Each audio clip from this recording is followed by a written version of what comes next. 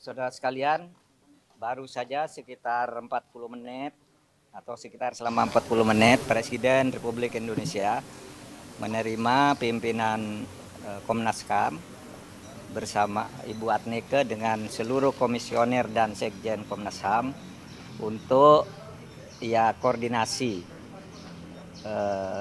dengan pimpinan Komnas HAM yang baru. Intinya yang pokok kalau bagi pemerintah itu menganggap dan memposisikan Komnas HAM itu adalah lembaga negara yang tidak di bawah struktur eksekutif, tetapi lembaga independen yang punya tugas-tugas konstitusional yang harus dihargai dan dikerjasamakan.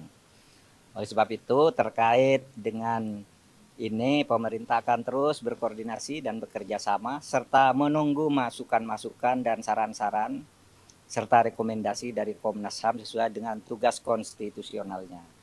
Yang dua hal khusus disampaikan tadi, untuk pelanggaran HAM berat masa lalu itu kita sudah oke melakukan penyelesaian non yudisial, tetapi penyelesaian yudisialnya akan terus diupayakan dan Komnas HAM akan terus berkoordinasi dengan Kejaksaan Agung sampai nanti ditemukan jalan-jalan yang lebih mungkin dilakukan untuk menuju pengadilan.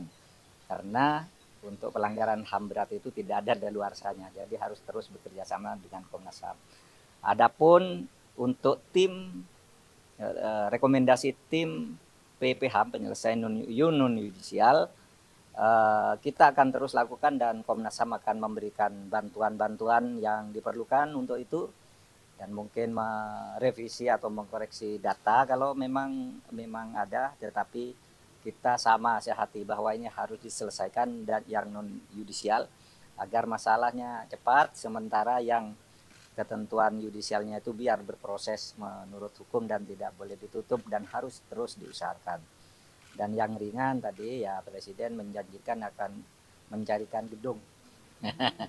Ini lembaga negara tapi gedungnya kira-kira terselempit sendiri. KPU udah bagus, yang ini udah bagus. Nah ini Komnas HAM nanti oleh Presiden akan dicarikan. Nah yang lain-lain silakan Ibu Adnike selaku Ketua Komnas HAM. Silakan Bu. Terima kasih Pak.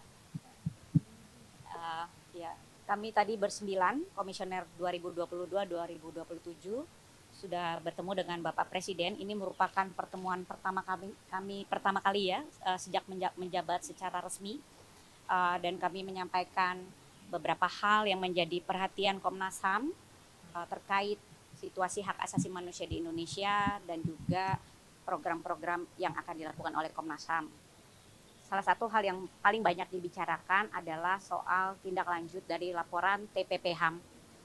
Sebagai lembaga yang diberi mandat sesuai Undang-Undang Nomor 26 Tahun 2000 dan juga Undang-Undang 39 Hak Asasi Manusia, Komnas HAM merupakan lembaga yang melakukan penyelidikan terhadap dugaan pelanggaran hak asasi manusia yang berat. Nah, Komnas HAM sudah memiliki hasil penyelidikan dan juga selain itu Komnas HAM memiliki prosedur di dalam internal Komnas HAM untuk memberikan surat keterangan bagi korban pelanggaran HAM yang berat. Surat keterangan ini merupakan satu bentuk pengakuan negara, ya, pengakuan resmi terhadap individu yang telah mengalami pelanggaran HAM yang berat, khususnya kasus-kasus yang sudah pernah diselidiki oleh Komnas HAM. Nanti jika tim TPP HAM ini hasil TPP HAM ini ditindaklanjuti oleh pemerintah dengan mekanisme yang akan dibentuk, ya, apakah komite atau satgas, maka akan ada kebutuhan untuk mengetahui siapa yang menjadi korban dan berhak mendapatkan pemulihan misalnya. Nah, di Komnas HAM sendiri sampai saat ini ada 6.000 lebih sedikit berkas surat keterangan korban pelanggaran HAM berat yang sudah diverifikasi oleh Komnas HAM dan itu sudah diberikan kepada korban.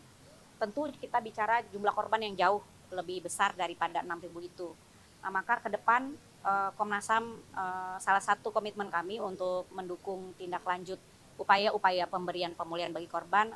Kami siap mendukung pemerintah untuk upaya-upaya verifikasi korban agar mereka mendapatkan status yang resmi dan dapat mendapatkan haknya. Kalau dari Pak Presiden menarget nggak untuk yang yudisialnya selesai kapan gitu? Pak Presiden tidak menyebutkan itu dan kami memang lebih memfokuskan pada upaya memperbaiki prosedur penyelidikan dan juga standar penyelidikan dan penyidikan antara Komnas HAM dan Kejaksaan Agung.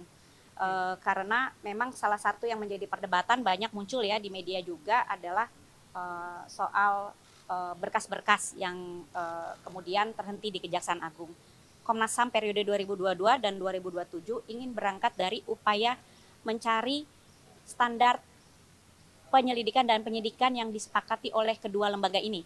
Dan kami meminta kepada Pak Presiden untuk mendukung Komnas HAM dan juga Kejaksaan Agung agar dapat berkoordinasi dengan lebih baik dalam soal penyelidikan dan penyidikan. Kita berharap dengan adanya perbaikan standar atau prosedur penyelidikan dan penyidikan tersebut di antara kedua lembaga ini, maka proses yudisial akan dapat berjalan dengan lebih efektif. Itu yang kami sampaikan kepada Pak Presiden. Tapi kalau dari Komnas HAM ada target khusus nggak? Mungkin di periode ini dapat selesai semuanya dari 12 itu mungkin yang yudisialnya. Karena kan dari beberapa masa jabatan Presiden kan ini belum terselesaikan semua kan, Bu? Kami rasa yang sekarang harus dilakukan perbaikan standar prosedur dan penyelidikan dan penyidikan di antara kedua lembaga. Kalau itu belum tercapai, kami tidak bisa bicara kapan rentang waktu atau target yang dimungkinkan untuk menyelesaikan pelanggaran HAM berat secara yudisial. Karena kita bicara prosedur pengadilan itu kan bicara prosedur yang sangat teknis ya. Nah itu yang perlu diperkuat. Untuk berapa lama? Kami sudah bertemu dengan Kejaksaan Agung baru 1 kali ya. Jadi mudah-mudahan ke depan kami bisa bertemu untuk membicarakan hal yang lebih teknis dan terkait prosedur-prosedur yang perlu diperkuat. Bu, dari 6.000 tadi itu dari berapa kasus, Bu? 6.000 yang sudah mendapatkan pengakuan surat keterangan dari negara tadi, Bu?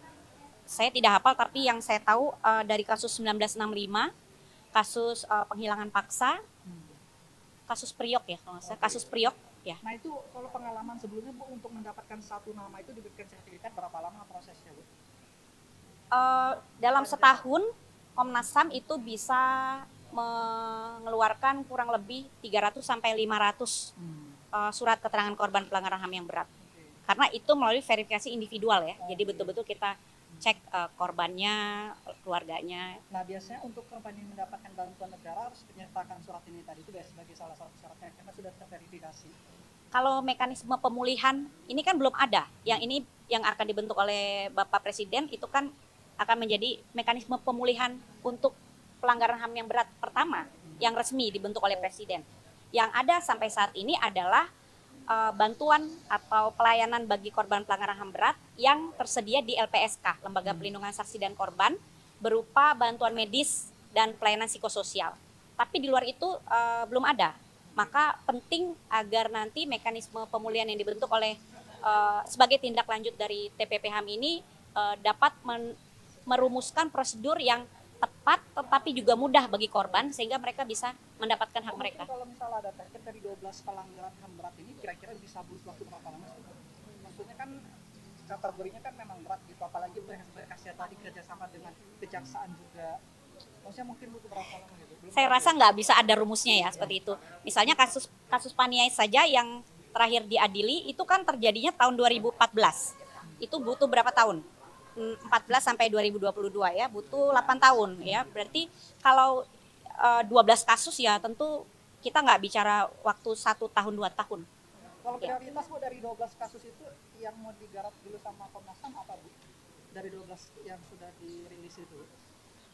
Kemungkinan yang mana itu? Kayaknya kita belum sepakati. Tapi kami akan membuka kembali berkas-berkas yang lama untuk mempelajari mana berkas yang siap untuk kita perbaiki misalnya hasil penyelidikannya begitu. Oke, siap. Terima kasih banyak Ibu. Baik, makasih.